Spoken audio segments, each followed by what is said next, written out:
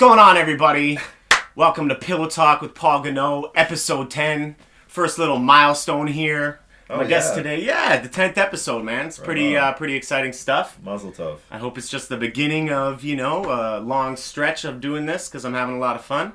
My guest today is Brendan Zakkai, director, actor, comedian, doing a lot of stuff, man. That's awesome. Got your hands in a lot of things. Trying. How'd you get started in comedy? I love this story. So I was going to a birthday party for my friend Graham Kent, who's a writer. And it was at the Poor Boy, and they were having a stand-up comedy show upstairs. And I brought two friends of mine, musicians actually, who are in a band with me, Pablo Escalade. We'll get to that later, I guess. And we were really young. I guess I was like maybe 20 or something like that. And my friend Matt is making a lot of noise, and we're heckling and just being really shitty, And then Don Paré, who's my favorite Toronto comedian, one of my favorite people in the world, comes in. I don't know who he is. I just see that guy. I just look at him, and I just go to my friend, and like I guess I have a premonition in this moment. I go, "That's the angriest man in the world," and then he gets on stage and fucking kills, and it's great. Mm-hmm. And then there's this another comedian, female, blonde hair. I don't remember her name, and she gets on stage, and again, we're being loud and whatever. And, just there's this back and forth, and at some point, she slaps me in the face.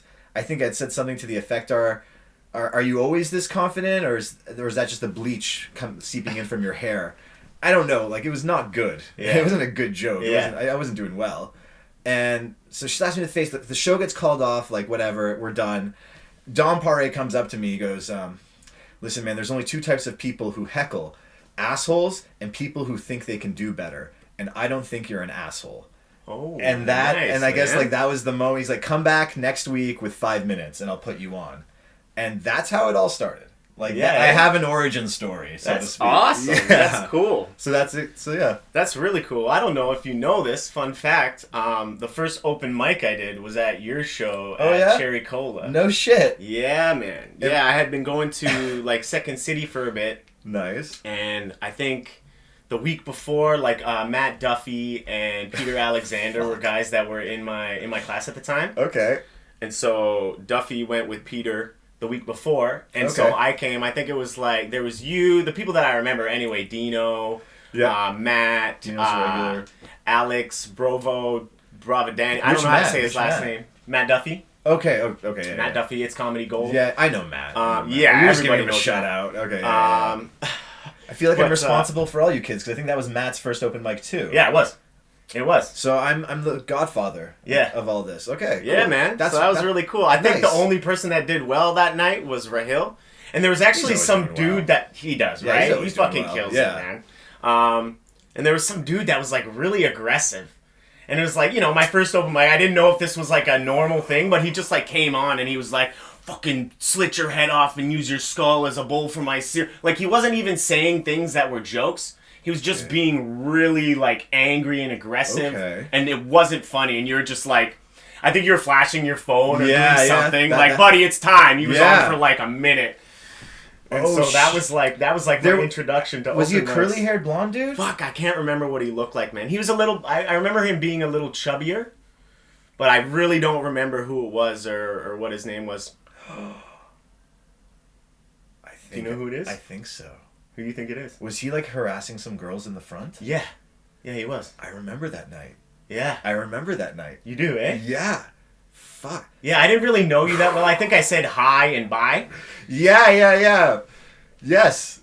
Because I still, like, man, it's so weird that this is all coming back to me now. Yeah, I know who that was. He wasn't a comedian. It was his also early open mic, because that's what it was at Cherry Cola's, just to get people in the door, come up, get on the list, and it's an open mic. So. Yeah, I mean, I had fun. It was. Well, I mean, it was always a good time. How often did you do with stuff like that? Like, I've never hosted a show, so. Oh, hosting a show is just nothing. You people are nothing but liabilities. Just like you have a deal with the bar or the venue that is just like, hey, we're gonna try and bring people in and provide entertainment, and you obviously don't want to censor anybody, but I've just had it's always, you guys are nothing but liabilities, and then like you come to me afterwards and be like, oh, what about free speech? Cool? Are we cool? Free speech? And it's like, it's all good. I mean, I've had a show canceled because a comic, a Persian comic, would go on stage and say the N-word, and then the show just boom, done, canceled. I've had, talking tos from owners who are just like, why is that guy talking about like killing people and raping people? And I'm just kind of like, I know, and this is a family not a family establishment, but it's a chain. So it's a nice place. I really no. It's not Cherry Cola's wasn't a chain. Oh, I'm talking about this was a show I hosted. I think it was at a Gabby's, and somebody was just like spitting it out. Cherry Cola is still around. I mean, everybody's trying to hang in there because of the pandemic. When the weather's good, they will be opening a backyard patio sort of thing. Mm-hmm. But I mean, yeah, if you guys know Cherry Colas, follow them on Facebook or Instagram. Cherry Colas Rock and Rolla Cabaret. Definitely. And there's links there where you can support them and support the owner, Cherish Stevens, who's an amazing lady and just so many great stories and great Her name's history. Cherry Stevens? Cherish. And that's where you get the cherry. Yeah. So cool, yeah, man. Please go check it out and support the venue because it supports live music, it supports live performances, burlesque, and all sorts of shows. And I think without it, there just wouldn't be a place for freaks like us. So yeah, man. Yeah. No, I want to definitely get a show started. When fucking we can. I mean, what? Tomorrow? We're going into another lockdown, apparently? The 3rd. So if today's the 2nd, then yeah. Yeah. Mm-hmm. Crazy. And that's going all a month? It's a month. 4 weeks or something like that, yeah? At least. I mean, they always say start with a small number so you don't freak out at first. Yeah. If they told you it was going to be a 3-month lockdown, there's probably going to be like... I know the polite way of saying there's a lot of letters being sent out and telling people to go fuck themselves. We can swear on this show, right? Fuck yeah. Fuck yeah. Yeah, I know with the state of emergency, it's like you have to renew it or something every 2 weeks or redeclare it. Yeah, okay. So, but I mean, fuck, man. I don't know how much this is gonna affect me. Like it's been so long, and I want things to open up and go, man. But it's like I'm kind of getting used to this lifestyle at this point. I don't know if this is like, again, dark sense of humor, but it's like I'm gonna miss lockdown. I'm gonna miss everybody kind of just living their worst selves and just being at home all the time and eating terrible food. And at some point, like some people are bettering themselves, and some people are just like Uber Eatsing fast food, and some people are just kind of like going 2 weeks one way, 2 weeks the other. I feel like that's how I've been living, where it's just like, yeah, I'm really gonna get shit right this fucking week, and the next week is like, fuck it, I don't give a shit, I'm gonna just lie down, what's the point? The next week is like, yeah, we're gonna take on the world, and No, that's exactly where I'm at. And like me and my girl, we ordered like Uber, like this is about a month ago. Mm-hmm. We ordered Uber Eats like twice in 1 week, and I was like, like I'm not working, she's working right now, but I'm not working, and so it's just, we really got to try to like limit our delivery, ordering to like once a month, and then like the next day I got 4 like promotional coupons from Uber Eats, 75% off, bro.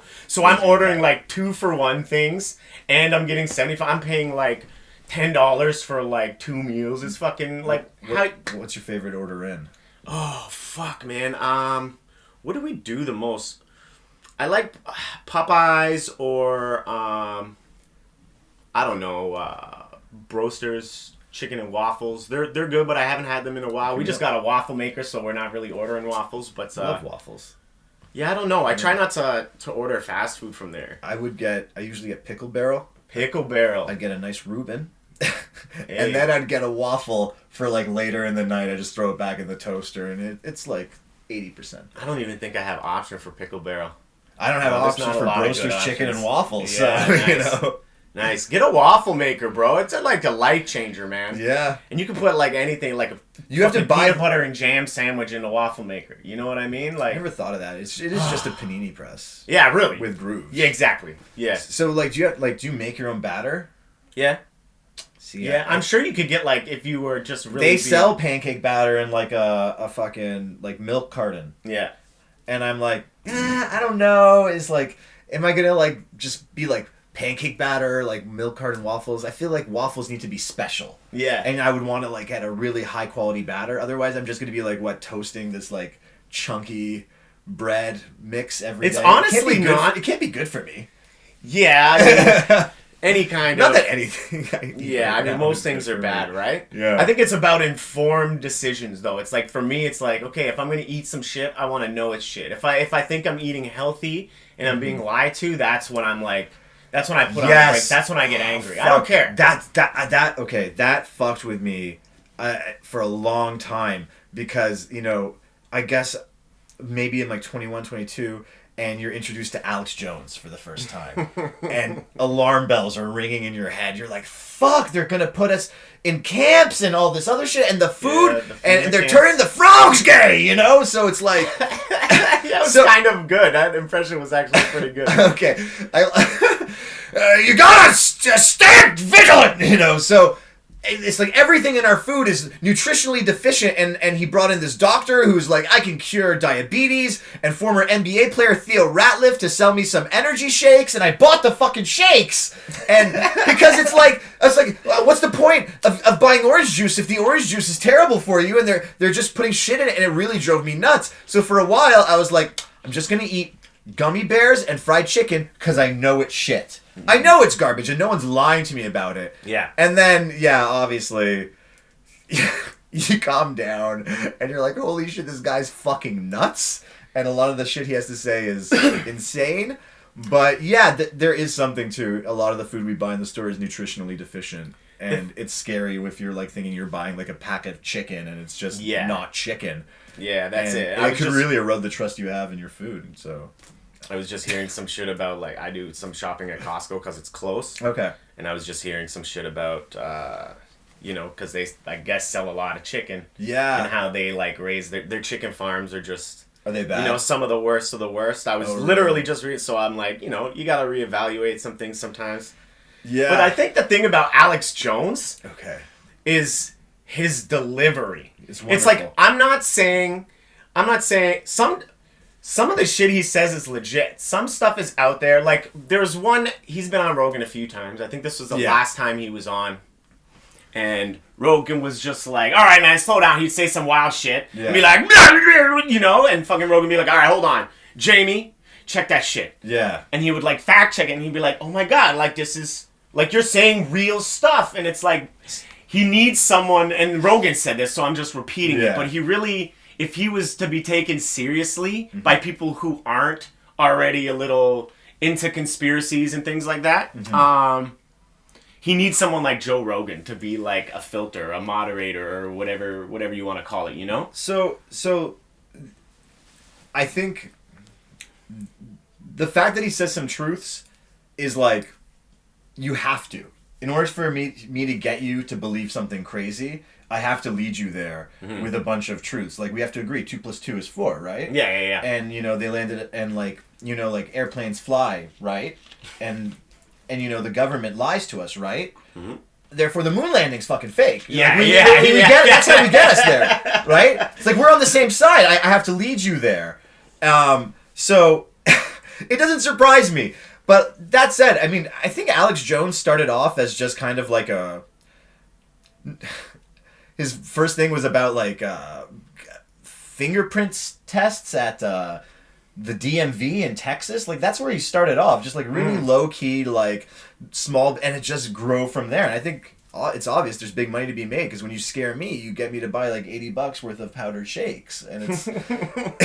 and I care more about dying than I do about, so let them have... Like, I don't give a shit that the phones are probably listening to me right now. Yeah. What are they going to find out? That I love Static X? You know? Sell me more shit! Reissue some shit! I'll buy it! Put out a fucking vinyl with his hairstyle on it! I'll pay for that shit! But, you know, like... so... I think you get people interested and primed to jump on something when you attack that fearful nature, and, you know, it's been well documented that he's just trying to sell us shit at this point.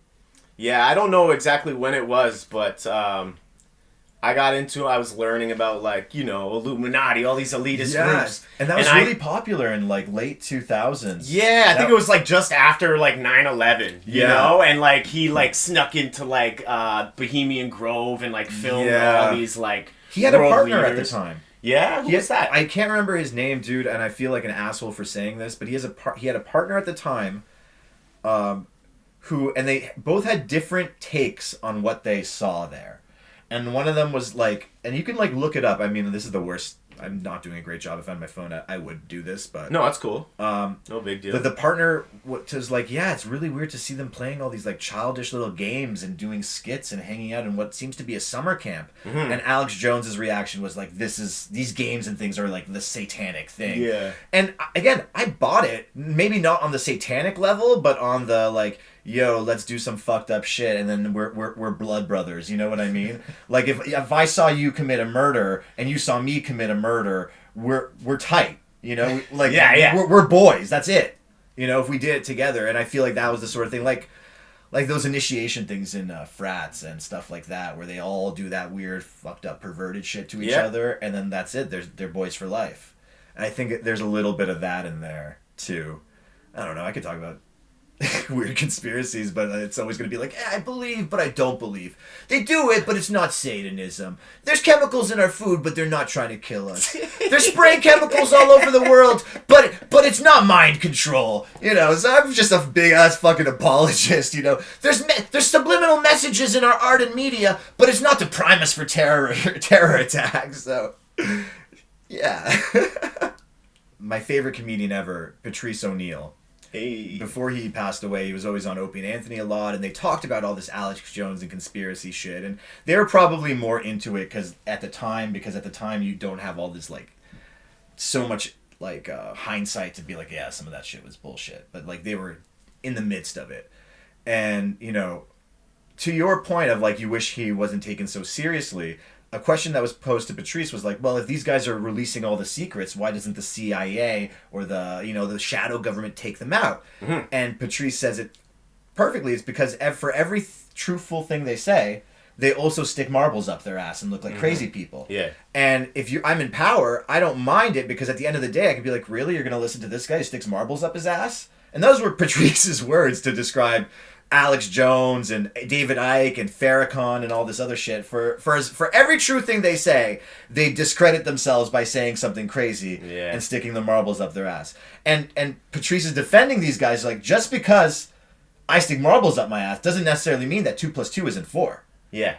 And it can be taken either way. And I think the fact that Alex Jones and these people, for lack of a better word, sticking marbles up their ass probably leads them to not be a problem from all these like big guys that they're supposedly trying to take down. You know, if someone was exposing my secrets, but they look like an idiot, the worst thing I can do is it out. Exactly is engage him. It's probably where we're. Do you ever see Patrice live? No, I mean he died when I was 21, and he had a hard time getting into Canada before he passed away. Record stuff. Yeah. All of it covered on Opie and Anthony. I wouldn't feel comfortable being like.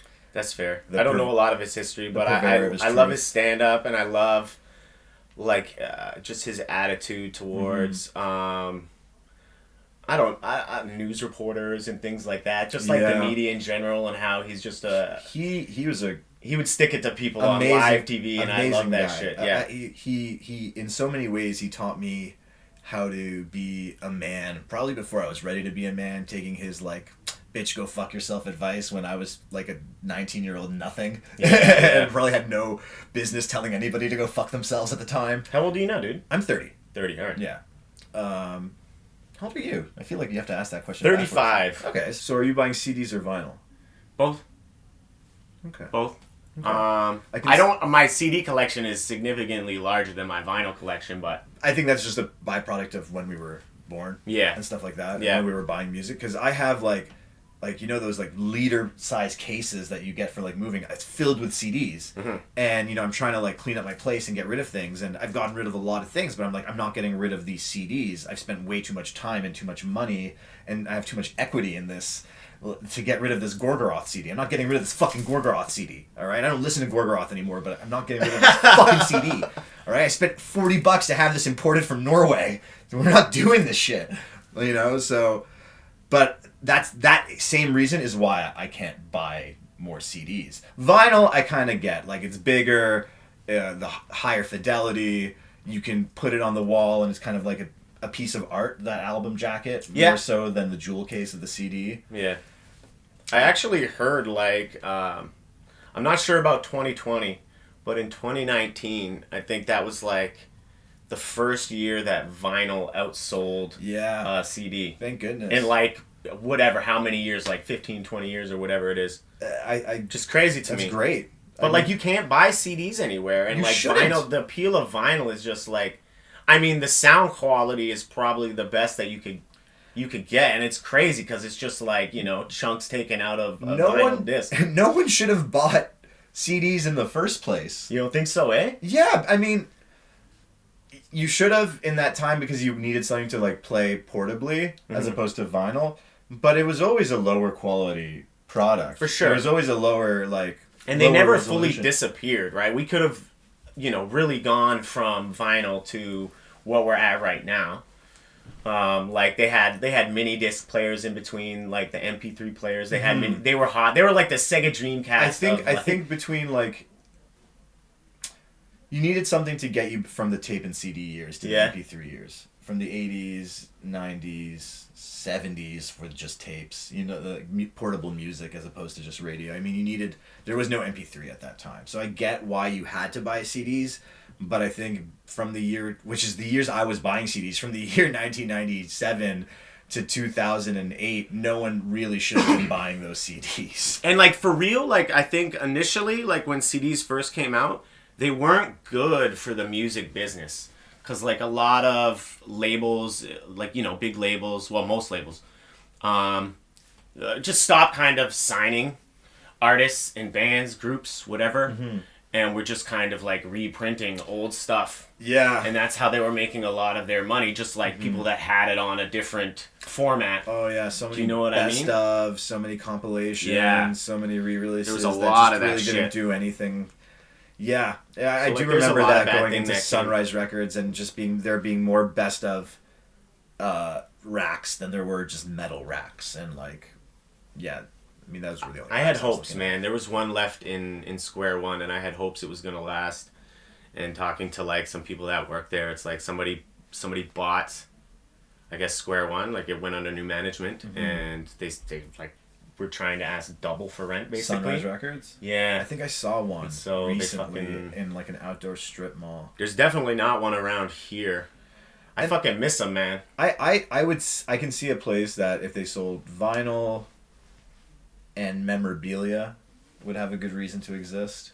I don't know just about like just CDs and vinyl anymore. No, the one that was in Square One it's gone. It went the way of EB Games before it like went under, you know, and it was selling a lot like board games and fucking Funkos and shit like that. And that's the dying breath of any business. Yeah, right. Like I remember when Blockbuster just became filled with candy, and that was their like big selling point. That like you could just come get candy with like maybe that's just me who remembers that, but I remember Blockbuster being filled with candy, and then it went under, and then I remembered HMV started selling candy, and I'm like, oh shit. This is it. This is it. I had that feeling like, oh, this is it. They're gonna die. And it did. And that's why candy sticks with me with a dying business. And they had an opportunity to buy Netflix. Did you know that? Yeah, that's legit. I heard that. I didn't know if it was true, but it is. That is true. 100% true. Yeah. What a mistake, man. Yeah, no, they thought candy would save them. Yeah. Jesus Christ. Shit, man. Yeah. Well, dude, fucking talking about candy, maybe we can get into our top 5. I told you chips in the message when I sent you all the things. Okay. I started kind of sending people the top 5 lists because I noticed that for some people it was really hard to come up with them on the spot. Yeah, I can imagine. So, okay. Top 5 chips. Okay. You want to go? Sure. We can do it. We'll get through the chips first. Okay, yeah. Sun chips. Sun chips. A flavor? Do you have a flavor? Yeah, the green. The French onion. The French onion, That's good shit, dude. Yeah, those are great. Even the harvest cheddar. Sun chips are pretty good. Sun chips are just great. I just like, again, back to when I feel like, like most people stunted on Arrested Development, I've picked up like every habit I have from childhood, which is to eat them like fold by fold. Oh, yeah? Yeah. Sometimes like with Ruffles... Yeah. I like to like lick the flavor off. Oh yeah. You know what I mean? Both sides. Like I look for the ones that are darkest. Yeah. And then I fucking lick the flavor off. Oh god. Oh, and with Ruffles I'd like this sounds bad, but I'd like I'd eat it like I would eat an arrow which is to put it on your tongue and like let it melt. Oh yeah, eh? Try to suck the flavor. Suck it up. I get it. Fuck. Okay, so Sun Chips, definitely. Doritos Sweet Chili Heat. Okay. Those are classics. Though right now they have these 3D Doritos out, and I'm like, okay, these are pretty good, but they don't make a top 5 because they're not like a full-time chip. Do you remember Doritos, the original 3Ds? Yeah, and those like they were like better. Poppable. They were better. They were sweeter. And for years, I was like, why don't they make 3D Doritos anymore? And they had Cool Ranch ones back in the day. Now it's only like the one flavor. Dude, I love those little things that came in. They were like these plastic containers that were just like curved, grooved Pringles things, but better. Yeah. Yeah, the closest thing I can compare them to are like what they put Lay's stacks in now. Okay, yeah, those are just not as fun. No, they're not. Yeah, but so I said those two to come up with 3 more chips, and I should have prepared. Oh yeah, Ringolos. Oh, that's a good one. Yeah, that's a good one. Ringolos are great. You know, I feel like you can name any, and I'd be like, "Oh, those are good," because there's very few that I don't like. What are bad chips? That's what I'm saying. We can do that later. Top 5 worst chips. Yeah, that's what we should have. Miss Vicky's, the Applewood, the purple Miss Vicky's. Okay. All right, so I'm at 4. And then I'm going to go again with a corn chip, because you did say, like, yo, top 5 potato chips. I'm like, fuck you, I'm doing nothing but corn and wheat. Yeah, that's fair. Whatever, man. It's just because mine are fucking potato. That's why I was like, all right. Yeah. But I get it. Fritos, but not the original. I think, yeah, do you know what? Just Fritos. Any Fritos product. They have the ring Fritos, and they have the strip Fritos. Yeah. And both Fritos are very... Like, I can just do a Frito. I'd rather do a Frito than a Dorito if it's not Dorito Sweet Chili Heat. Okay. There you go. That's fair. Yeah. My number 1. Okay. Ruffles sour cream and onion. Delicious. Yeah. Great chip. And I've always liked them. Great chip. Like, even my favorites as a kid. Like, you tell, like, my Nana to get them, and she'd bring back, like, Lay's sour cream and onion and be like, this is not what I asked for. They're not the same thing. But yeah. Number 2, Miss Vicky's jalapeno. Okay. Fan of the spice. Really, any Miss Vicky's. Miss Vicky's are great chips. I think that is, like, that's the perfect baseline chip. If you're working off a Miss Vicky and throwing any flavor onto it, you're gonna get a good quality chip. Whereas a Lay could be a hit or miss on the flavor. Yeah. Yeah. Absolutely. Yeah. Lay's dill pickle. Really, like, maybe the only... I don't know what other flavor of Lay's I would like. I always thought their barbecue chips taste like raw hot dogs. If you ever ate raw hot dogs as a kid, I did. Why would you? Because I was poor, bro. Okay. No. It wasn't about why you ate hot dogs. It's just why did you eat them raw? Why didn't you boil them? Like, what's it? Why are you eating them raw? And lazy? I don't think poor. Did anybody else eat raw hot dogs? Did poor people cook their food? Right. That's not like. Yeah. I mean, yeah. I guess. I've always assorted eating raw veggies with rich people. That's fair. That's fair. I don't know. I've attached eating raw wieners to poor people. I don't know. But I've attached cooking their food with you never had them raw? With people. No. No. Am I alone they on have this? to be do other people do this? Isn't that... It can't be though. Hot dogs aren't raw meat. The meat has been pre-cooked, right? Yeah, it's barely meat too. It is cooked, so it's edible cooked as raw. Yeah, okay. Oh, so I guess I don't know if you would call it because I thought it would be raw. Okay. No, proper bacon. Okay. If you get legit bacon, you can eat raw bacon. You should be able to eat it because it's cured, right? And curing is a way of. Are you sure? I'm 100%. I'm a chef. Okay. 100%. Okay. Yeah. Right. No, it's all good, brother. All right. Yeah, so for some reason they taste like raw hot dogs, so I've never been able to like the barbecue, but maybe as a kid I liked those. I get the hot dog flavor. I just was thrown off by like the rawness, eh? Yeah, fuck. Yeah. Hit me up, people. I need to know if I'm the fucking only one who does this. Yeah, or did it. I don't do it anymore. Munchos, number 4. Munchos? You know Munchos? I know Munchies. Are they Munchies? The ones that have all the different ones inside? No. Little Cheetos? No, that's like the snack mix. No, Munchos are like... They're a mix of like potato and corn. Like corn... I want to say cornmeal. Not 100%. But it's like... They're kind of like formed... You know, it's like, I don't know even how to describe them, but they're really light and crunchy and like airy. I want to... Fuck. The fact that I've never heard of Munchos makes me feel like if I wanted to go and try Munchos, I wouldn't be able to find them. Yeah, because I should know what they are. Now you see them at the dollar store a lot. Okay. Okay. And there's only like original and barbecue, and really it's the only original flavored chip that I like because it has this unique flavor. I keep saying Munchos. Yeah, Munchos. Yeah, Munchies are good too, though. I like that. Yeah. I like that mix. Yeah, you get a nice pretzel. Try to avoid some pretzels, though. I feel like they're way more pretzels. They're the worst ones in there. But sometimes they just kind of like break the monotony of everything being cheese flavored in that thing. Yeah. No, absolutely. I get it. Yeah. You look a lot like Chester Bennington. Yeah? You get that a lot? I do. Yeah, you look a lot if I put my glasses on, too, it's like fucking... Yeah, that's actually probably how I knew you best. Yeah? It's like, the guy that guy who looks... Yeah. Yeah, I've met them a couple times, and one time I was, like, standing in line, and, like, someone came up to me, like, a younger, like, female. You've met Chester? You met Linkin Park a few times, you said? Yeah. I actually have. I met Fort Minor, and then I met Linkin Park after, and I got Mike to sign the photo that I took with him when I met him at Fort Minor. So now I have, like, a signed photo. It's pretty cool. I've seen Linkin Park maybe, like, 8 times. 8 times? Yeah. I saw him 4 times. Definitely 6, because I can count the 6. I feel like 8 is because I'm just throwing in, like, and 2 more. But definitely Project Revolution, Family Values, Summer Sanitarium. Fuck yeah, man. Yeah, I was trying to find this. That was a great my Summer one. Sanitarium shirt. I was going to wear that today, but I couldn't find it. That might have been my favorite concert of all time.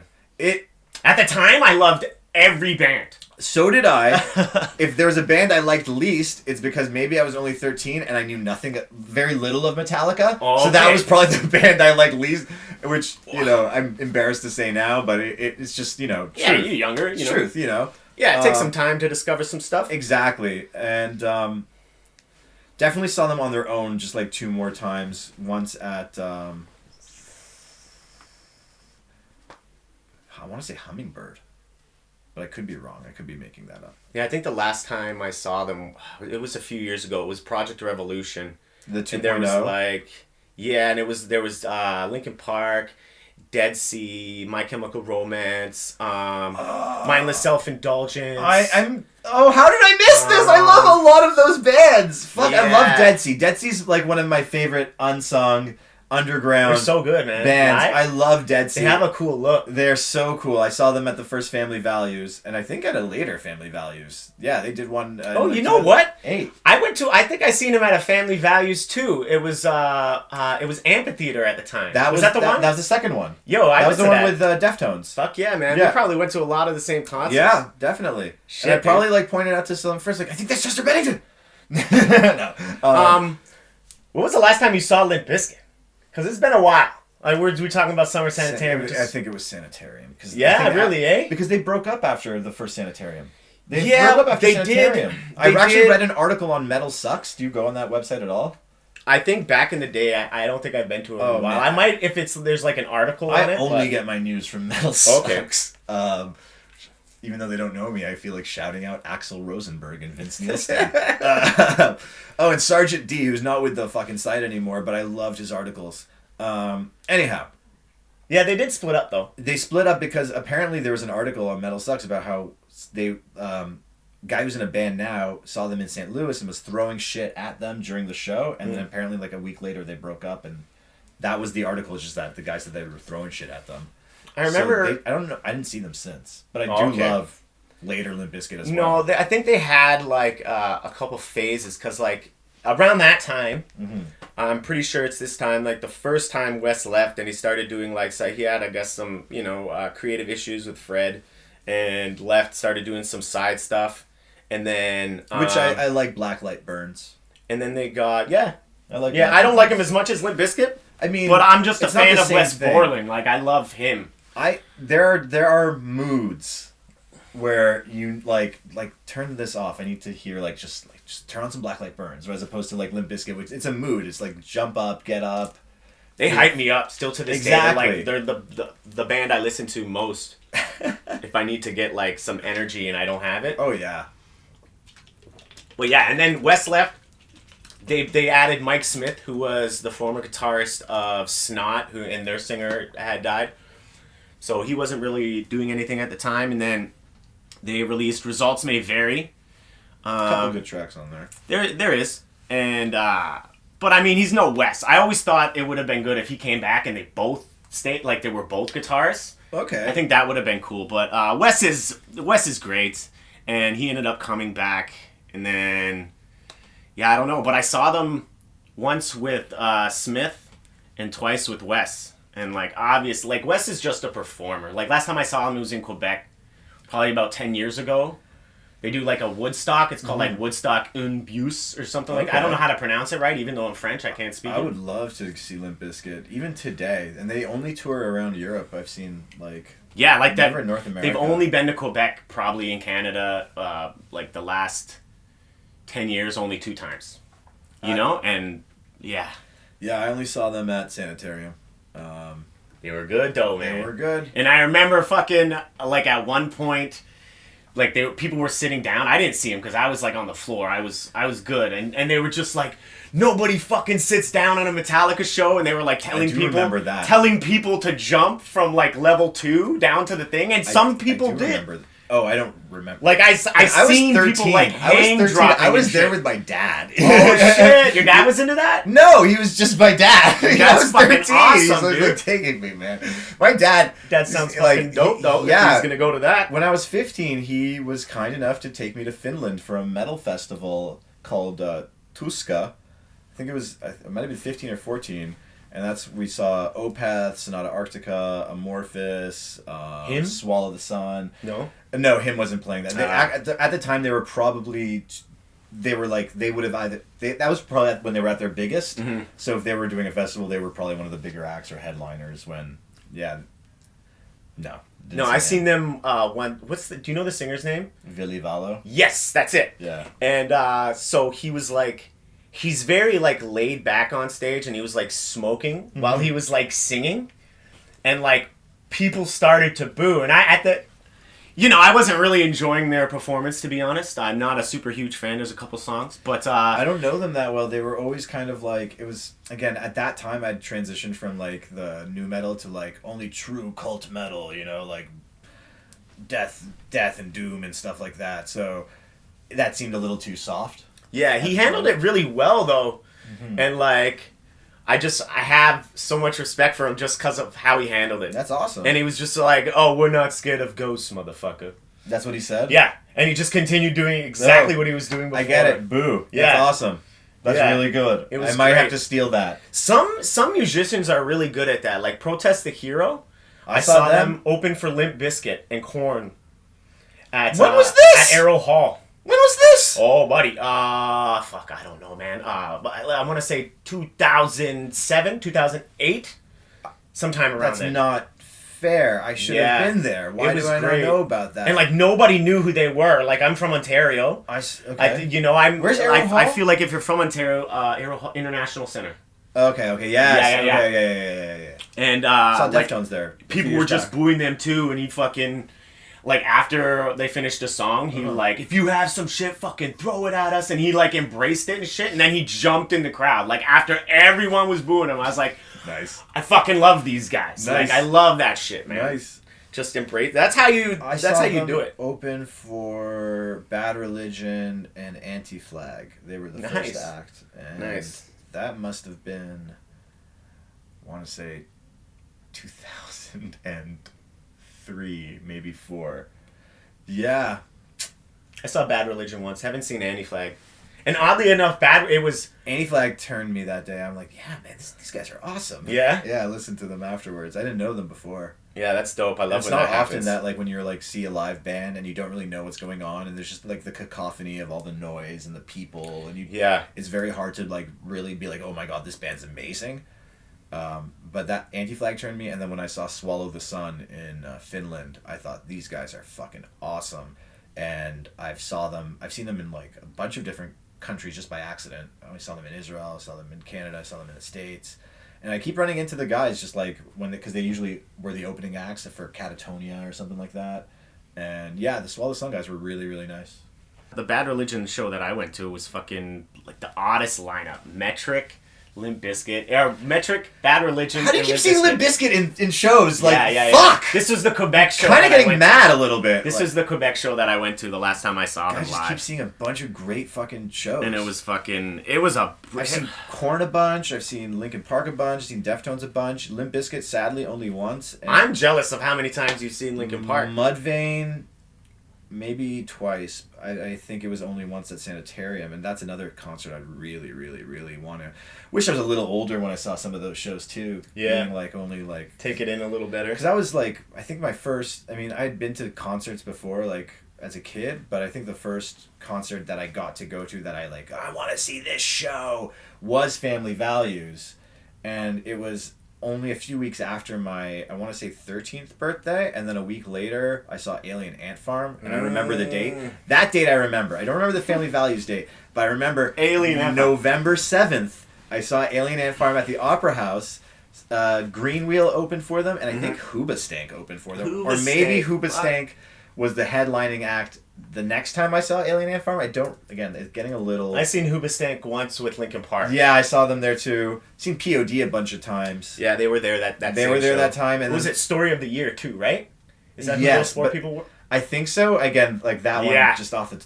That one just, I forgot. I didn't know them before, and I never heard them after. But I think... Yeah, Alien Ant Farm, I really, really enjoyed every time I saw them. And like that's another band that I was like...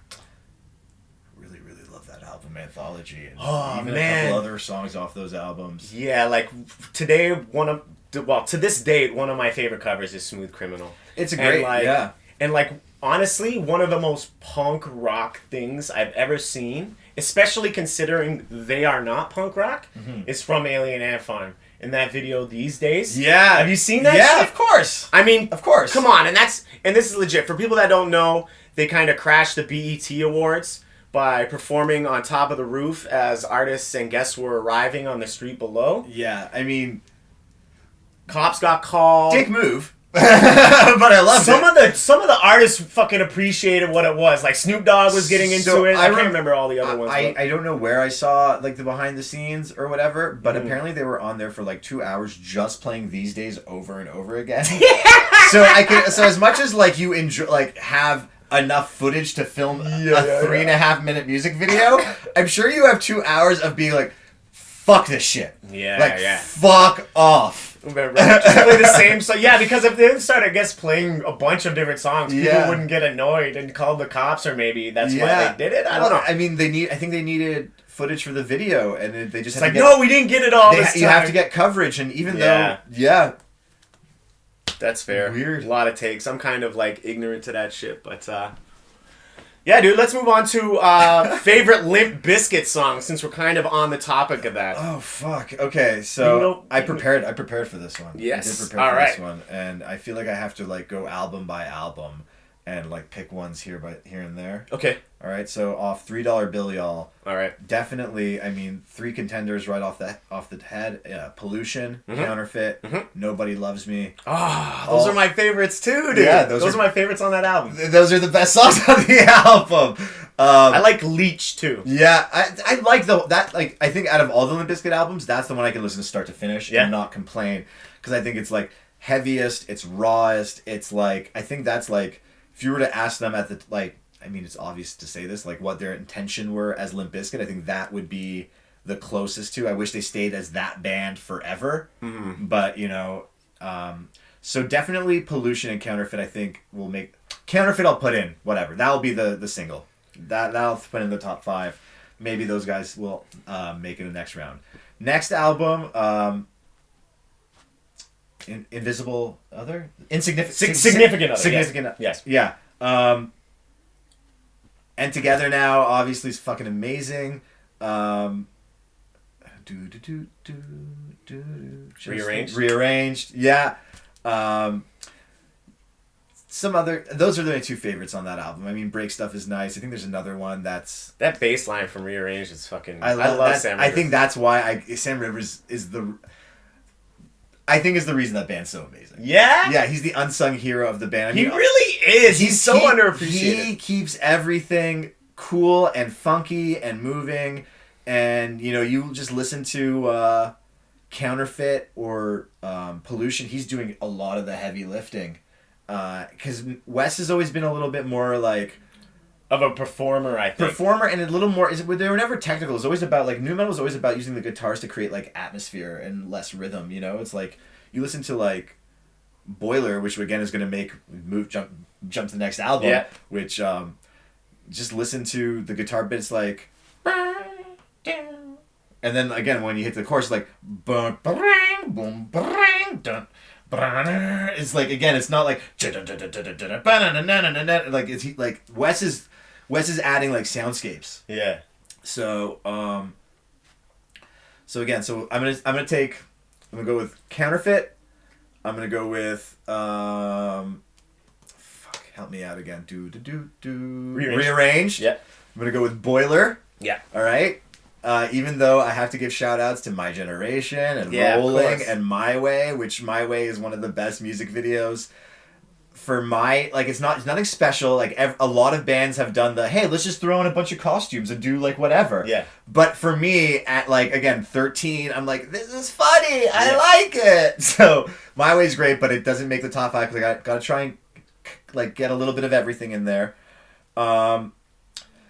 Eat You Alive is good, and The Truth is good, but I'm going to give that era, I'm going to give it to The Truth. Yeah. Because it's a little grittier, it's a little dirtier, and a little less polished, a little less cringy. Probably the closest thing to... A little more metal, but the closest thing, I think, to $3 Bill was that album, The Unquestionable Truth. I agree. And then, so I'm at 4, and then Gold Cobra has a lot of fucking bangers, man. No, it does, It has a lot of fucking bangers, it really man. Does. I like the title track Gold Cobra. Yeah. I love Shotgun, which is amazing. For my like hidden gem on the album is Auto-Tunage. Oh, Let me see them hands. Let me see you rock. Yeah. Let's turn this thing into something. The riff is fucking mad. Again, Wes kills that song. You know, like it's those albums are the guitariest albums Limp has ever put out. Because like they had to keep up, and this is a post. Like nu metal's over. We're post metalcore. We're in a gent world. So like they're fucking. Wes is finally riffing and chugging away on that album. So.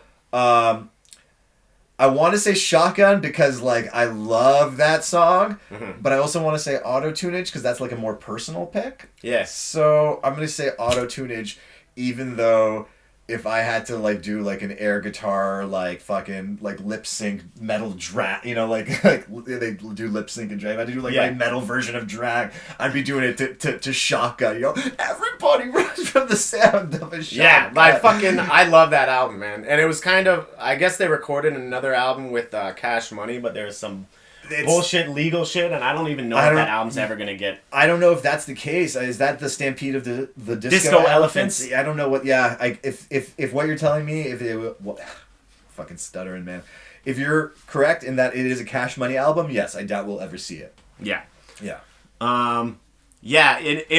If I was to be honest, like, there's probably only, like, 2 or 3 songs with auto-tune that I enjoy. Mm-hmm. And outside of, Only God Knows Why by Kid Rock. Okay. And Auto-Tunage. I maybe only 2. I can't even think of anything outside. Like, I really like Auto-Tune if it's just used, like, sparingly. Like, if it's just, you know, used as a tool rather than, like, your whole thing. Kind of like dubstep. Mm-hmm. It's like, I don't want to hear a whole album of dubstep, but if it's, like, blended in there in little... you know, parts, I don't mind it so much. It should be more of a tool that's used rather than, like, you know, the whole sound, I feel like. I agree. I mean, like, I sometimes say, like, they say this about a lot of things or a lot of industries, but, like, I feel like a good use of auto-tunage, I don't know if this is possible, is, like, when you don't notice it's there. Yeah. So I feel like even on the song Auto-Tunage, it's not overbearing. You know it's there, but you kind of don't know it's there. Like, you don't even realize it's auto-tune. You know something's a little digital. You know something's a little off, but it could just be a different filter for all you know. Yeah. And it's not like straight up in your face T-Pain or Andy Samberg levels of auto-tune. I feel like I can also appreciate it if I know the person. This, I guess, really goes back to what I was saying, but if I know the person can already sing. and they're just using it. Yeah, you know, rather than if it's your whole thing and it's like, it doesn't show up that much in rock music. No, it doesn't. Yeah, so and that's why it was cool with the Limp Bizkit song because I really never heard even the Kid Rock song is a slower song. Well, Limp Bizkit didn't use it as a crutch. It was just kind of like by the name of the song, you're like, okay, now let's do an auto-tune song. Yeah, and he starts it off. He starts it off like doing like this, like shit. So it's like, I think it worked, man. Yeah. All right, my top 5. The Truth. That was on the list. That's my shit. Man, I want to do an album thing like you did, but it's so hard. They're all my babies. I love every single fucking Limp Bizkit album. I'll just do The Truth for number 1. Okay. Wait, so like that's your number 1 favorite song? That's my number 1 favorite song. Really? The Truth. Yeah. Interesting, because I didn't do it in order of favoritism. I just did it. I did it in like. Yeah. I went album by album. You can do it. Yeah. There's no fucking. You have to follow this. I don't care, man. That's totally fine. Wow. The Truth being your number 1 favorite song is actually a fucking. That's an interesting pick. I really liked the video, and like it was like their first. Imagine accepting the truth. And the video is so with that whole album too. It's like okay, that was coming off the cusp of their most or no, I guess it wasn't. That was off the cusp of greatest hits. Okay, so like they were a very big popular band selling millions of records, and the Truth is when they released Unquestionable Truth. They were at the bottom. They didn't promote it at all. Yeah. They were just kind of, they're like, and I heard them in some sort of article, like talking about like we're just gonna release it and see, you know, where our core fans are at, and like how many we want to kind of take it back to where we started a little bit. Their approach to releasing that album was very much the same as their approach to releasing their first album. For the record, there was never a part 2. No. There? Yeah. No, I heard we were going to get it after Stampede of the Disco Elephants, but then we never got that, so... I like, with a name like that, I'm still waiting to hear Stampede of the Disco Elephants. They only released... I think I only heard like 1 or 2 songs from it, and one of them had Lil Wayne, and I'm not a huge Lil Wayne fan, but I actually dug that song. Yeah, I remember that one. Let It Rock. No, never mind. That's Lil Wayne's rock song. What is it called? Fuck. Something Killers? I don't know. Yeah. Anyways, Nookie's number 2. That was the other one off of Significant Other that I forgot about. Yeah, like the guitar, like Wes played like a 4-string guitar in that, so it has a really unique sound. And I've always just loved it, like the lead up into like the, you know, like it's just, man, it like just talking about it is giving me goosebumps. You could see, dude. I think That's legit. I think DJ Lethal's sample at the top of the thing really sets it all up that you're getting into something like funky and like. Have you ever seen any of his movies, by the way? Fred's? Yeah. Yes. I didn't see the one. I didn't see the good one with Jesse Eisenberg. That's the one I didn't see. I saw the one. I saw half of the one where. Brendan Fraser's playing Elvis. Do you remember that one? No. Yeah, there's one where Brendan Fraser plays an Elvis impersonator, and it's kind of like Southland Tales, but it's like a little. The Education of Charlie Banks. That's the good one. The quote unquote good one with Jesse Eisenberg. Yeah. That's the quote unquote good one. I haven't seen that one. I saw the one that's a little bit like Southland Tales, where fucking Brendan Fraser plays an Elvis impersonator, and then I haven't seen that one. And then I saw The Fanatic, which What'd you think of that? I mean, as a filmmaker, he's competent. It's a competent movie. It's just a bonkers performance and a hack job of an edit where I don't think, how do I put this? I don't think they accomplished what they set out to do in a weird way, but the shots look nice. Everything kind of looks nice. It's put together, but I think it's edited weirdly with all that like the art things that they throw in there. It's a little weird, and I think John Travolta's performance is a little crazy, and I think that there are a couple storylines that don't really get played out. I think there's some stuff that they had to scrap and replace with narration and the art, the drawings, to kind of get us from one scene to another. I feel like there's some shit missing in there. Okay. But it's bonkers. I thought Travolta's performance was like shades of Robin Williams in 1 Hour Photo. Like, I got a lot of that vibe where it was it was fucking weird. What? Like, shades of it. Just what? Have you seen that? Yes. An hour photo? You don't think so? I saw it in theaters, and ironically, I saw it on FX like 3 days ago. They play that movie once a month at least. Shit. For some god awful reason. I've never seen either of those guys in those just like whacked out and weirdo performances. If by reminds you of that, you mean that they're playing 100% against type and reputation, sure. But 1 hour photo is such a restrained, small, quiet performance through like at least 80% of the movie, where he's just like, "Oh, I saw your house. You have a lovely He doesn't take it as far as Travolta, but like he's Travolta goes full I Am Sam. Oh yeah. He goes full fucking like not to. It gets there. Watch Tropic Thunder. He goes full Simple Jack. He goes full Simple fucking Jack. I liked it. You know. Oh my god! If I was to say, it's a great movie to watch with friends on like an evening, like on like. I'm not saying it's if I was rating it, I'd probably give it like a 7 out of 10. Are you crazy? Nah. It's a midnight movie. It's man. It's only like 3 steps above Neil Breen. Counterfeit. You said that too. Song? Counterfeit's number 3 for sure. Okay. Number 4, Creamer. All Radio Is Dead from Results May Vary. That's the album I know the least. Yeah. There's not. In all honesty, like it's my least favorite of all their albums, but I still enjoy it. I still I know that song in particular really empowering. I find. You know? I'm gonna give it a listen later. Yeah, Creamer. Okay. Yeah, definitely. And from Gold Cobra. Yeah, it's definitely not the best. In brackets, like All Radio Is Dead. You imagine they would have used that. I don't know where the Creamer came from. Get a Life is number 5 from Gold Cobra. It's a good one. There's so many solid songs on that. And Gold Cobra, it was either Gold Cobra is probably my number 6, to be real. But I love so many. I could have done what you done and named like 5 from each album that I had to give my respects because no one's ever going to ask me this question on camera, and I had to just get it out definitively. It's rare I come across Limp Bizkit fans, so when I was like, "Oh, we're definitely a lot of them are just ashamed. They're just ashamed. Yeah, I don't necessarily believe in guilty pleasures too, man. I own my shit. I'm proud of like everything I like. I'm not ashamed of me and my buddies were in a Limp Bizkit cover band. I mentioned earlier, Pablo Escalade, and we do other like songs in the style of Limp Bizkit. We did "Mask Off."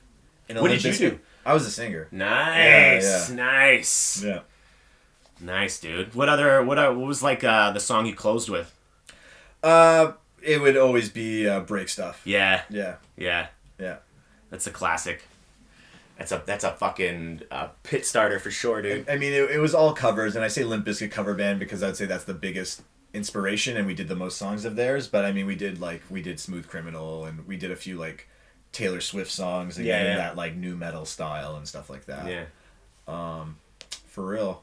Yeah, fucking. I guess we can do. What did you? We have a whole list. What did you want to do? You want to do Sacha Baron Cohen movies?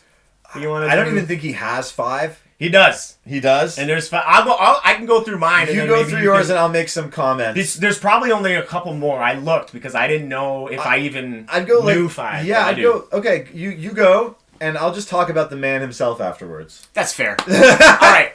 Talladega Nights. That would easily make a top 5. Yeah, for sure. I mean, probably my 4. Yeah. Okay. Yeah. Great little supporting role. Fantastic. I didn't even realize this next one until I Wikipedia'd him. But Madagascar, bro. Prince Julian. Yeah. Yeah. Like so good. He's like the best part of fucking Madagascar. He's definitely the most memorable. At this point. No one remembers David Schwimmer. Not at all. With Jada Pinkett. I don't even remember everybody in it anymore. You remember the Penguins? Yeah. And you remember King Julian likes to move it. Totally. That's it. In the House. Ali G in the House. Yeah, that's really where like all my love for him comes from. Like I like the show. So that I think that's completely scripted. Ali G in the House. The movie.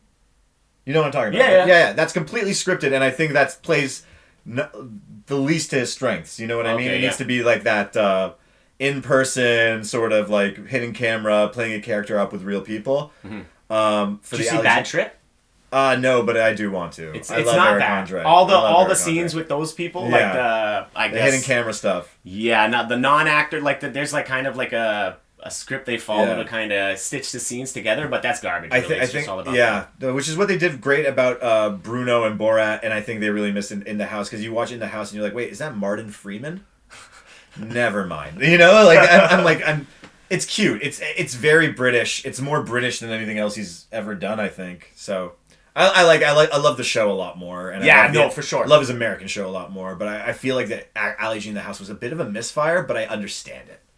Now this is probably like, I think most people would think the opposite, but 4 Bruno, 5 Borat. Fair. My love for Bruno came from, again, the show originally. Yeah. Even before the movie. The show was more subversive, used Bruno more subversively, because he would go up to like evangelical Christians or like skinheads or like more dangerous figures, where I feel like Bruno was safely in the confines of Hollywood, where a little more silly, less dangerous, I guess. Yeah, but I think those are great. I think now that we're talking about it, there's a lot more that's coming to mind. I think I liked The Dictator. I thought it was really great. I don't know why. I haven't seen that one. I don't know why I like it so much, mainly because like I guess my family is very Middle Eastern too, so I think some of the Middle Eastern tropes and Middle Eastern specific... My family is actually from the exact same place his family is from. We're like Middle Eastern Mizrahi Jews, so... Okay. And I have family that actually lives in England, nearby him, and that they introduced me to him as Ali G, and like when I was really young. So, what was I saying? So I like The Dictator a lot. Mm-hmm. He was really, really, really, really, really, really, really, really, really good in Sweeney Todd. I haven't seen that either. He was really good. He was actually my favorite part of the movie because I get sick of looking at Johnny Depp and Helena Bonham Carter, and I think again he played a French character. I think. A rival barber. He was great. I think he was in Les Mis. Yeah, he was. And I can't say it's one of my favorite movies of his, but it's just whenever I see him in something, I now like the the whole product more. So it's like, oh yeah, I can watch Les Mis, and I'll sit there patiently waiting for Master of the House, and then I'm like, okay, it was decent. Yeah. I saw it live too. Oh yeah. Yeah. Oh, sick. That's pretty decent. With him in it. No, I wish that would have been next level, man. Theater cast live performance. It was like a smaller, not even like some big performance. Like the venue probably was only like 300-400 people. You know, it's like right on, like Lower Ossington Theater or something like that. You know, it's a classic. And Bruno and Borat are great. Borat 2, good, not as good as the first. The first really hit at a time.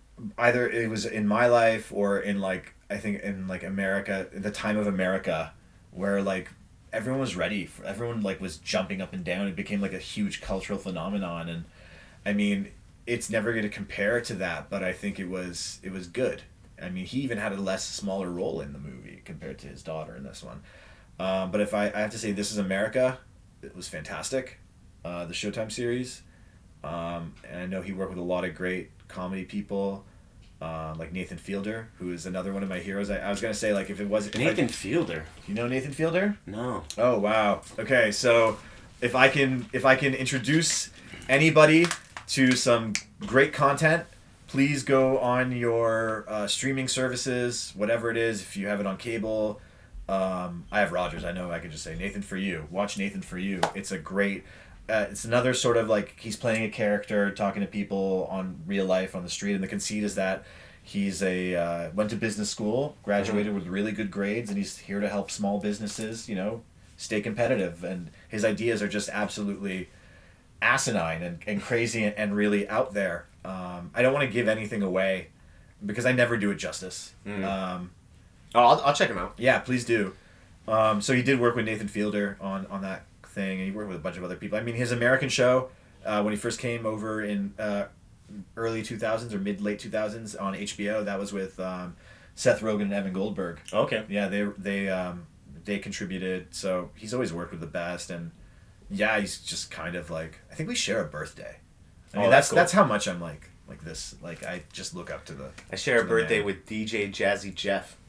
Oh, nice. Yeah. Yeah. Yeah. I just found that this year. Bank. That's pretty cool. Yeah. You guys know who I am? Yeah. Top 5 comedians, man.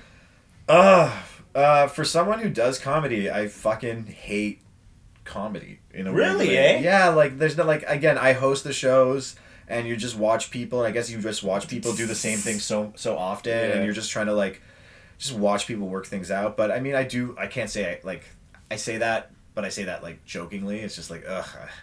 It's like, ugh, tell me what you really think, comedians. Jeez, I've heard it like really like I just you catch so much stuff that you've heard before, but I mean, I would say Patrice is number 1, 2, 3, 4, and 5 to quote KRS-One.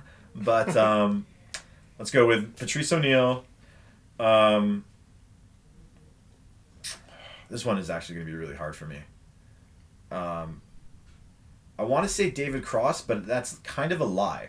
Because I find his stand-up being like, okay, David, you're hitting on the same 5 topics in the same five like incredulous voices that you have since 1990. Mm-hmm. But I think he's just an amazing actor who can make a meal out of any like line delivery when he wants. He's just fantastic. So despite that, I would still listen to some David Cross. I think, I still want to check him out and see what he's doing. Yeah, I'm a fan of his. Getting harder like already because there's so many people I'm gonna forget. And I love asking comedians this question.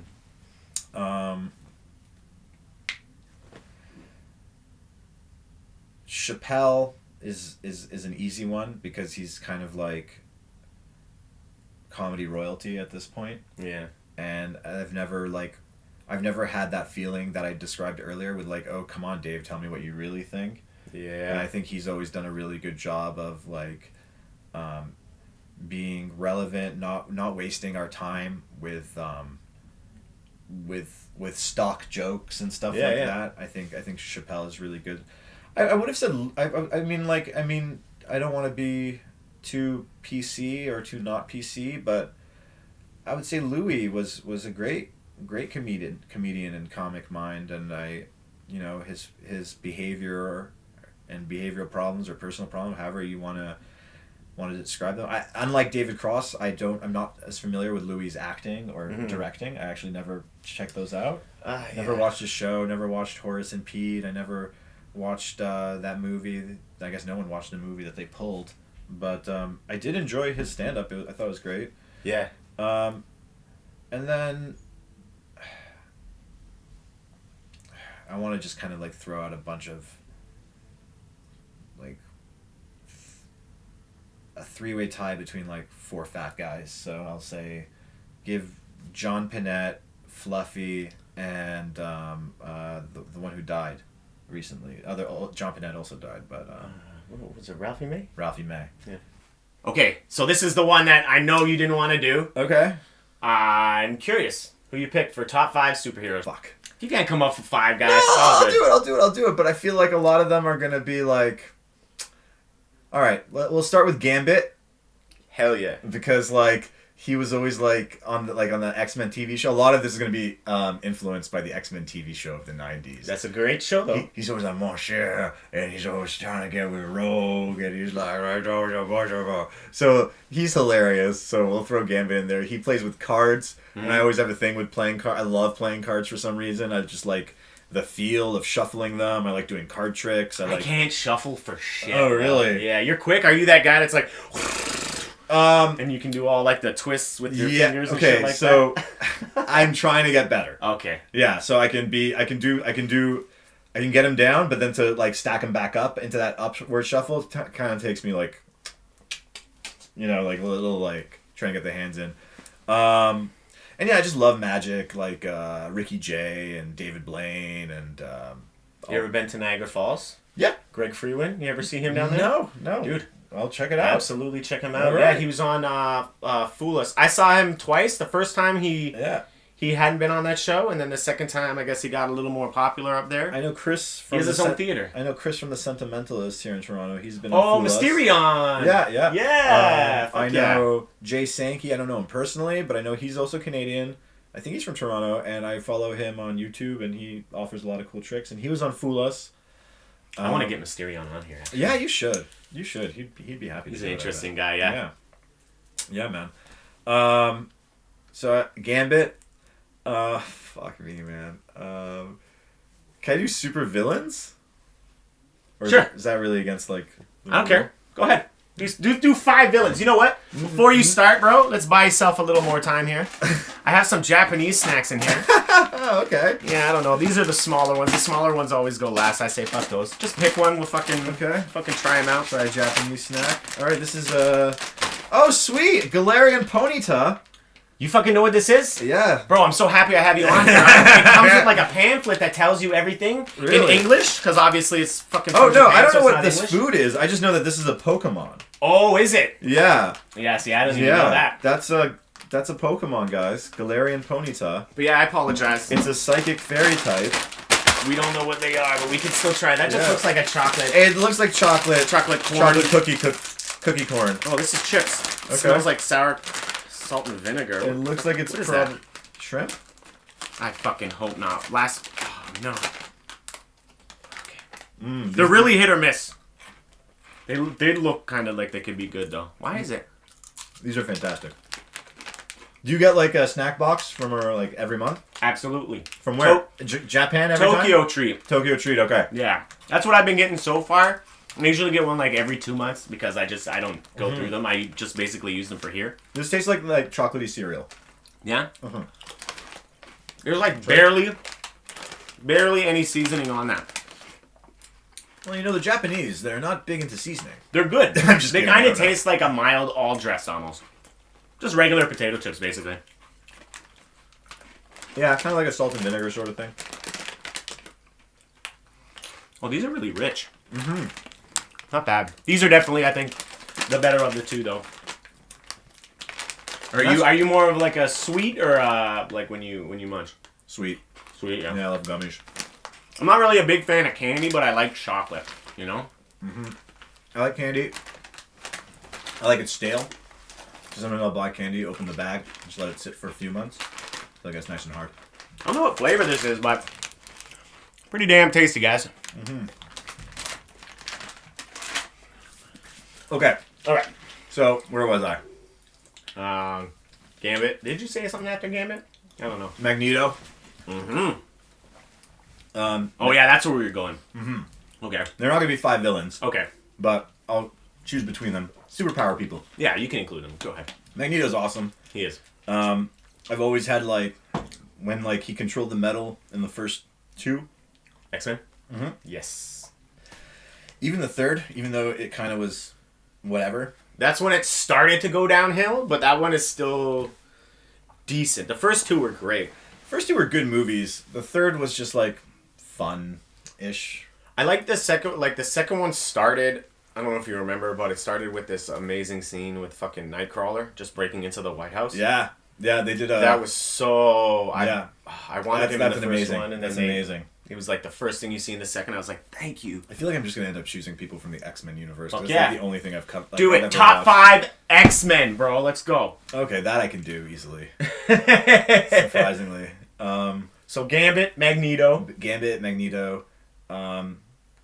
Wolverine would be the obvious one, so that's why I'm going to go Sabretooth. Because he was just like a badass, especially on like... those series, like when he always looked like he was wearing a giant parka, like I love that feral man sort of thing. But Wolverine was like, no, too much drama with Wolverine, you know. So I think that's what you need as like a leading. You need more depth. He had more depth, you know. And I think Wolverine's great. Like he's a top. Like he's a favorite. Like you can't go wrong with Wolverine. But it's just like saying like. It's just not interesting. Yeah. You know what I mean? And I hate to be that guy. It's just like, it's not interesting. You know? That's how I felt about Avatar, the movie. Yeah. Wolverine is totally Avatar. Yeah. Yeah. He's a little bit better, but he's like totally Avatar. Yeah. Like you think Cyclops is Avatar, but really it's Wolverine. Cyclops is actually, like I've kind of come around on Cyclops, because now that I'm like we're getting older and we have to like start like, looking to the future and being sensible and being responsible. I like look at Cyclops like, God damn it, that guy just has it put together, man. Like he's just like trying to lead the team efficiently. And there's this fucking Wolverine that never listens to him. Is always causing shit, trying to get with his girl. Like I feel bad for Cyclops. Cyclops is great. I didn't. Now I remembered something else I had to say. I want to give shout-outs to, really quick shout-out to Faisal Budd and Nitish Sakuja. Who are locals. Yeah, I love those guys. Ernie Vicente, too. Ernie's fucking hilarious. Great. David Foja, who I think is one of my favorite local Toronto comedians. He's just... Even when he's not being funny, I find ways of enjoying just his thing. And Raheel Sheikh is really, really, really funny. Raheel. So I just want to give shout-outs to those guys who've always If we're doing locals, let's just... Todd Graham. Okay. Love him. Peter Fraser as well. Oh, yeah. Big fan of his. I mean, you said the other guys that I'm really a big fan of. Jam Easy, always. Yeah. Love that dude. Didn't mean to leave him off. I know him and Raheel are tight. Yeah, man. I mean, Toronto's booming with good comedians, but it's also booming with people that try too hard, so... Yeah. I mean, Yeah. We're not going to talk about the tryhards, because that's just what they want. That. That's just what they want. So I had... We'll talk about them after. Yeah, so... Wolverine, no, not Wolverine, Sabretooth. Yeah. What's his face? Whatever. Can't remember. Gambit. Magneto. Okay, when he moves the metal, man, I used to like sit there walking to school or stuff, imagining that I could control like the cars and make them smash together and raise them in the air, man. That's badass.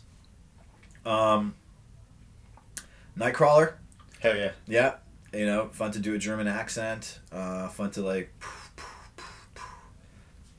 I don't know what these people do in the comics, by the way. I don't really know their extended stories.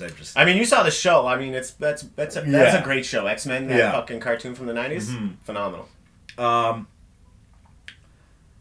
And then fucking wrist. Toad.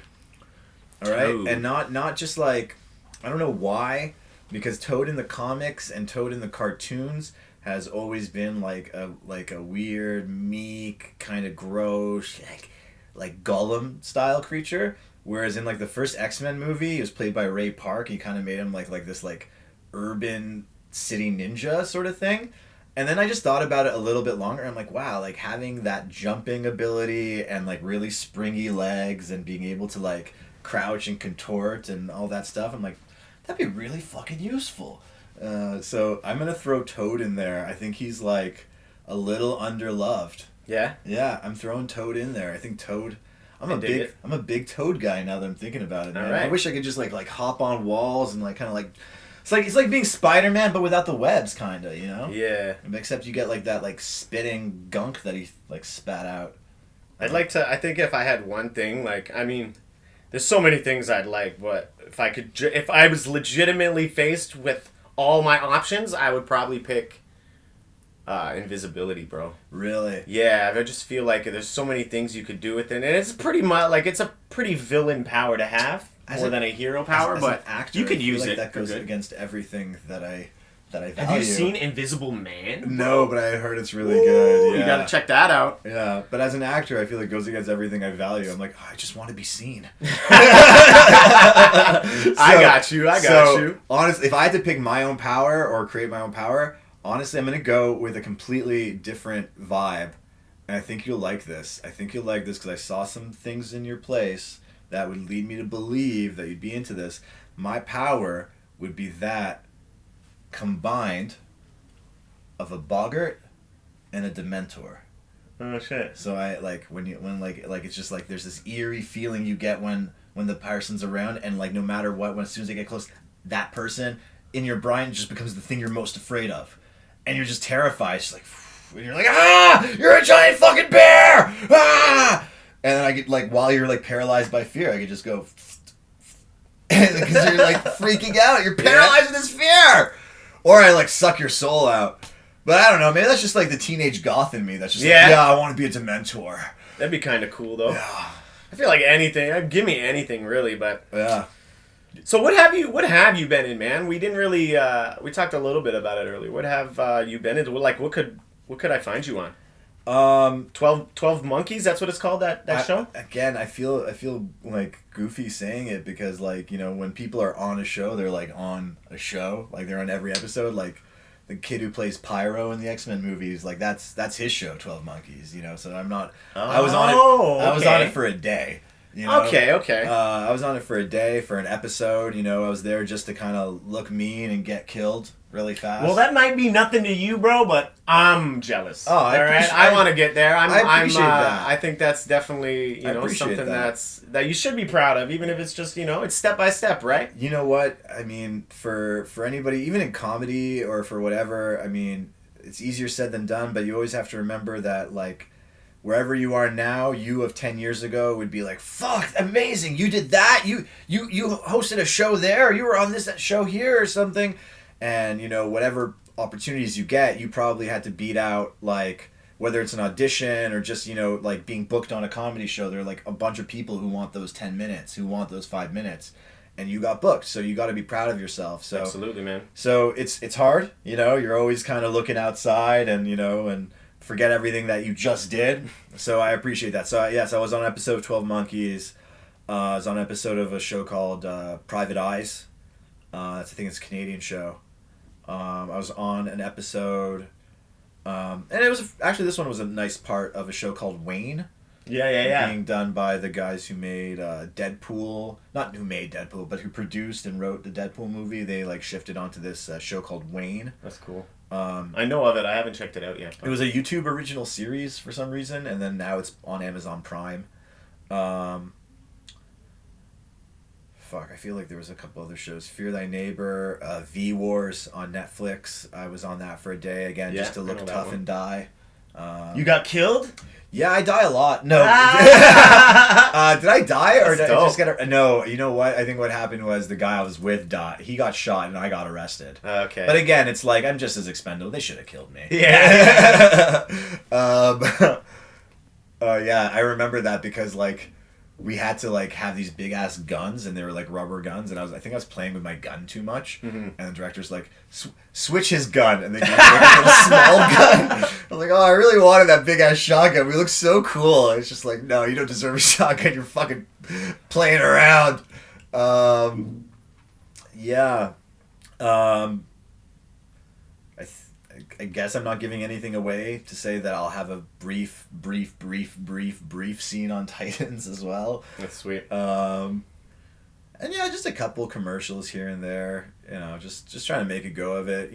Give it an honest shot. The first thing I ever saw Ben Affleck in was one of those educational videos that, like, you see in class in, like, grade 6. No way. That was the first thing I saw Ben Affleck in, and now he was just fucking Batman. So, you're on your way, sir. You're on your way. I appreciate it. I've also done some work with short films and we're working with a production company called Deformed Lunchbox. They do... sweet name. Yeah, thanks, man. I wish I came up with it. But they do horror movies and short films and stuff like that. So I've worked with them just sometimes as an actor, sometimes as a writer, sometimes director.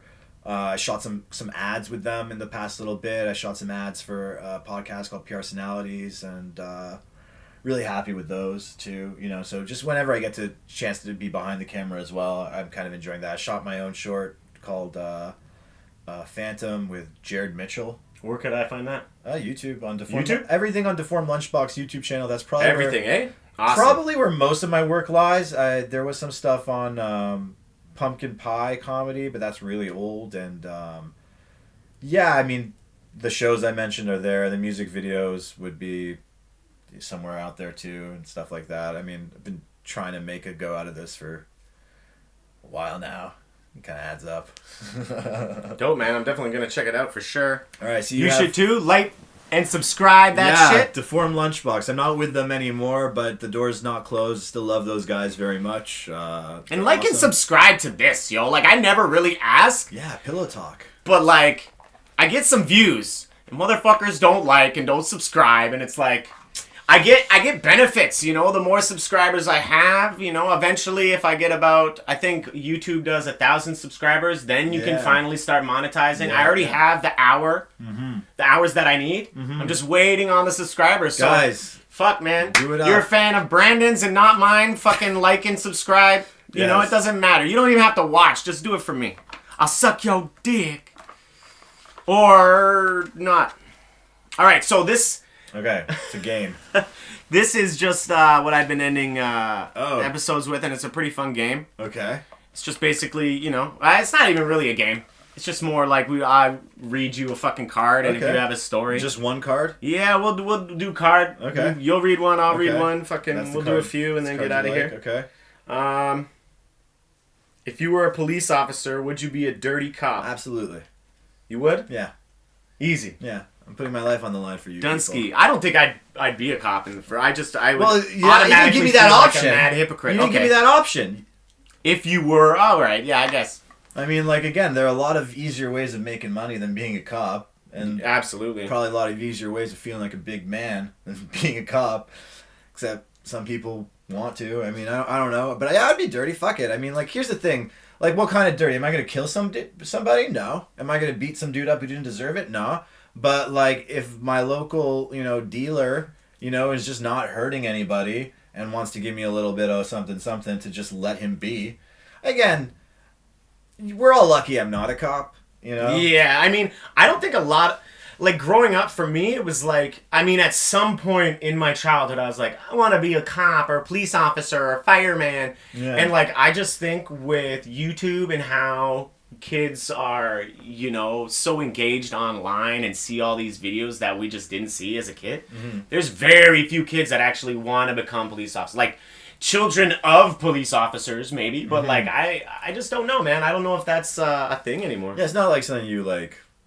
grew up, like, I guess even like 20 years ago there were more cop shows like NYPD Blue and more Law and Orders than the one or two that we currently have now, and Hill Street Blues and Thin Blue Line.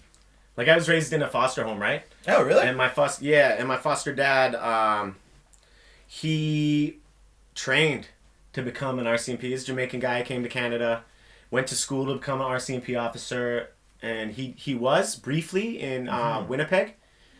Or Manitoba, so I think it's Winnipeg, and he kind of quit and became a foster parent because he was like, I joined them because I thought I was gonna help people and I wasn't helping people. Yeah, I can imagine. And so he really got down to helping children. I feel like if you want to help people, be a fireman. Yeah, I don't know if cops the best fucking thing to do. Yeah. All right, anyone at random? Yeah, man. All right. Some of them are fucked. Some of them are good. Have you ever heard your parents having sex? Or your foster parents having sex? Yeah, that's interesting. So, like, foster homes aren't really like Annie. A lot of people think they're like Annie and, like, you're just, like, this orphan and you're waiting for people come and they're like, oh, pick this one. It's like, it's more of a business. Wait. You've gone too far. Okay. I thought Annie was in an orphanage.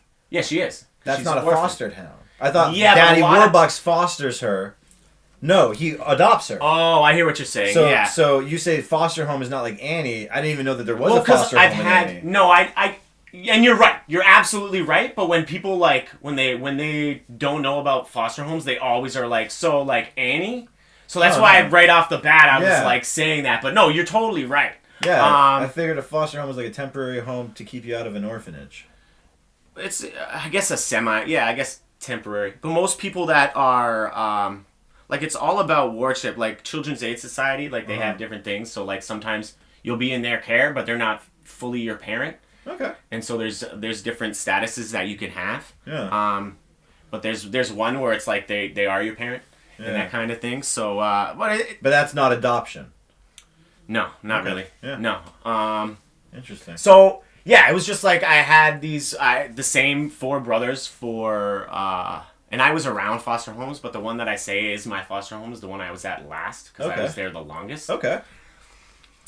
And, what were we talking about? I lost my train of thought. You ever see your parents heard your parents having sex? Okay, yeah, so it's not like Annie. We had staff, like people that were going to school to become, social workers and things like that, and they would come, they would do maybe like their internship there, or they would have like a part-time job there where they would come when... My foster dad, Winston, wasn't there. Yeah. Had a really hot, intern. And she was probably like 20, and she lived like 2 blocks away from where we lived. Okay. And me and my foster brother got home early one night. I think there was 4 of us that kids. So curious already. 4 of the kids in the house. There was only 2 there, me and my brother Arin. Okay. And we walked in. We were really quiet, and we heard some noise upstairs. And we knew that she was there because her car was there. Obviously, Winston's there. Winston's the foster dad? Yes. Okay. And so we like go upstairs slowly, and we're hearing noises. Mm-hmm. And legit, bro, like a couple creeps. I'll be real. I was probably either 14 or 15. I grabbed a CD. You guys are old enough to know about it. And I slipped it under like the door, and we were both laying on our bellies, like looking at the reflection, you know, of them fucking in their bed. And and so I guess I have. All right. That's creep though. Is that a thing that people know? So that was the foster dad and the the student. Yes. Okay. I mean, legal age for sure. She was like 20. It wasn't anything creepy, but definitely. Was there a foster mom? No foster mom. But he had an ex-wife that he had kids with, and she still lived in Manitoba. But she would come visit, like every 2 or 3 months, and the kids and stuff like that. All right. She was really cool. Interesting. Getting to know a bit about Paul. You? I lived with my dad and my grandmother for most of my life. Yeah. Fair enough. Yeah. Ooh, would you rub ghost peppers on your genitals for $10,000? Wow. Have you ever touched anything like that with any? Have you touched your dick after any spicy food? No. Like wings or anything? No. Yeah, I feel like it. I would for sure. I mean, I go away. Pardon me? It'll go away. Yeah. I mean, I'm not. This is where I'm like looking at this question. I'm like, where's the loophole? Yeah. Can I wrap the ghost peppers in saran wrap? You know, as long as I'm not sticking like a seed or anything inside. Do I have to grind the ghost peppers till they're like chunky and then rub the like ghost pepper salsa just let it sit there? Or are they like full ghost peppers, uncut? It's just an uncut pepper, just like rubbing it around the area. That would still burn, but definitely not as bad as if it was slit. Yeah. All right. I mean, 10,000. I mean, can I negotiate? Can I get $11.50? I'd probably do it for less, if I'm being honest. All right, I've already done it. Yours is so much better than mine. Yours are all sex related. Have you ever accepted a late night booty call? Yeah. Yeah. See? That's not good. Pick another one. All right. Oh. Would you eat a shit sandwich to meet your idol? I mean, I'm assuming you've already met yours. I've met a lot of people that I really look up to, like favorite singers and comedians and stuff. Yeah. What was the question? Sorry. Would you eat a shit sandwich to meet them? Okay, first, who would I? Who's shit? I think whose shit would I harvest for this? No. It would have to be my shit. Okay. I'd have to be sure. Like I wouldn't eat anybody else's shit. All right. But if someone was like, yo, Will Smith's right there. He wants you to eat this shit sandwich, and then you could go take a picture with him or like talk with him for 5 minutes. I think for Will Smith, yes. Really? He might be the only person I might. All right. Can I puke right after? I wouldn't eat my shit sandwich. It'd have to be someone like really classy, like Sigourney Weaver. Oh shit! Even better than you. Yeah, someone like Sigourney Weaver or Helen Hunt or something. Someone who classy. Someone who eats well. Yeah, I wouldn't trust my own shit. I don't even think I would say yes to this either. who am I dying to meet? I imagine they have shit like fucking Chappelle when he eats those diamonds. Yeah. Wait, which movie? Wait, when was that? What? When did Chappelle eat diamonds? Don't you remember in Chappelle's show? And he was like talking about being ballin', and he was just like rich and like that one. Oh fuck! I can't even remember exactly what. Because I was thinking Blue Streak for a second. I'm like, wait, he didn't eat those diamonds. No. That fucking Martin Lawrence. Yeah. Chappelle was in it though. Oh yeah, he was. Yeah. I think that was the movie that they wanted him to wear the dress, and that like he said no, I'm not going to wear the dress, and that story became like really. I think. Okay. Could be wrong. Yeah, I mean, what, like, Screwed, Half Baked, that one. Like, how many? He hasn't. Undercover Brother. Was he in that? I think so. That was Eddie Griffith, too. Yeah. No, he was supporting role, I think. Eddie Griffith was the brother. Yeah. He was in Men in Tights. Oh, yeah, he was. Yeah. Played a sneeze. Shoot, I think that was his first, yeah. Mel Brooks, man. All right, let's do one more each and get out of here. I want to find a good one for you. All right. See, there's like dirty ones, and then there's just like regular. There we go. That's what I'm looking for right here. One? Okay. Oh, this is fucking lame. But you just said that. Oh yeah, this one. Right? Yeah, I thought it was gonna be good, bro. Yeah. No, I gotta get a good one for the last one. Yeah, that one. one's like a big moral one. It's like, dude, family or money. All right, let's go. Fucking Christ! Why don't you just go through them like this? I gotta fucking. Okay, whatever. I'm just gonna do this one. Oh yeah, I don't get a good one. It's a pretty good one. Would you be willing to have a large Confederate flag sticker on your car for a year for a brand new Mercedes-Benz? This was not a good one. I don't drive. Okay! There you go. Fuck me. Okay. Last one. I'm not even gonna... This is for sure the one. Okay. Okay. Really? This is a good one, yeah. Really? Yes. I'll be offended. This is my favorite one so far of the ones I've put to you. Okay. Have you ever masturbated right before a massage so that you don't get awkwardly aroused? No. No, because I feel like I have to have a because in there. Yeah. No, and I'm not just saying no because I don't. No, I masturbate. It's great. But I wouldn't do it before a massage because like I don't know if everybody. Maybe this is just me. You get a little bit of like drippage afterwards. Even after you piss a little bit, you're still a little like, you know, that's uncomfortable. I don't think I'll be comfortable the entire time. That would bother me more. Second, I actually like dropped out of massage therapy school. So it's not like I say, so I have the utmost respect for those people and I would never get them. It's just kind of like, yeah, I'm kind of like, I really like, I'm sorry, but I kind of really want this massage. If you could like avoid my genitals at all costs and really focus on my back, that'd be fantastic. Thank you. I mean, yeah, I'm not, yeah, sorry, there's a little bit of a downer. No, I've gotten massages from women and men, and I remember... Before I had been through like physio and stuff like that. I've fallen asleep during a massage, and that would happen to me before I'd get an erection. The last massage, I like passed out like the last 5 minutes, and dude like fucking hit me, and I was like, okay, but yeah, it started off like I was worried that was gonna happen, and then it never happened, and then I had a man, and I was kind of like off. Like, that's when I got rock hard. I didn't really want like. To have a man initially, and I was a little, I don't know, I don't want a man touching me, but then I got the massage from, like, it was literally, my first massage was a woman, my second massage was a man, and then from then I was like, oh, I definitely want a man, yo. Yeah, like, for real, like, their hands, man, and it gets, like, I have back problems, and that's just, yeah. Yeah, my current massage therapist is a dude. Never gotten hard, ever. Yeah. So, I don't know. It's not, again, I understand why people... would think that that's a thing, but I feel like people who've gotten a lot of massages kind of know it's not. Yeah. Yeah. Do I got one for you now? Sure, man. Let's do one more. I feel like this is a lot like that car one, but like less car specific. Would you wear a KKK outfit every day for a year for $1 million? Yeah. Really? Yeah, I just wouldn't leave my house. Found the fucking There's loophole. a loophole. Yeah, the loophole.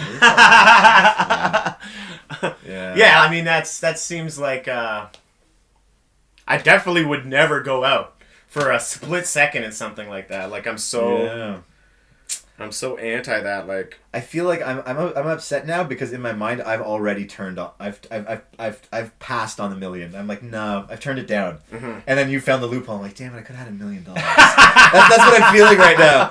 I'm like, God damn, why did I pass on this? If I only was as smart as Paul. Damn, this is a fun game. Hey, dude. I know we already touched on it, but just let these folks know where to get you. Oh, right on. You can find me on Instagram at Brandon Zakkai. You can check out some of the work that I've done on Deformed Lunchbox. You can see the movie Phantom. You can see our Chips, which is the series of ads that we worked on together. I've done a lot of commercials for Personalities. If you want to look them up, they're great. And I think the favorite little acting role I've done is Wayne. So go check out Wayne. Yeah, definitely check that out. So yeah, man, thanks for having me, brother. Really appreciate it. It's been a pleasure. Yeah. Like always. When things open up, I'll be happy to run some shows and have you on again. Hell yeah! You think you're going back to Cherry Cola?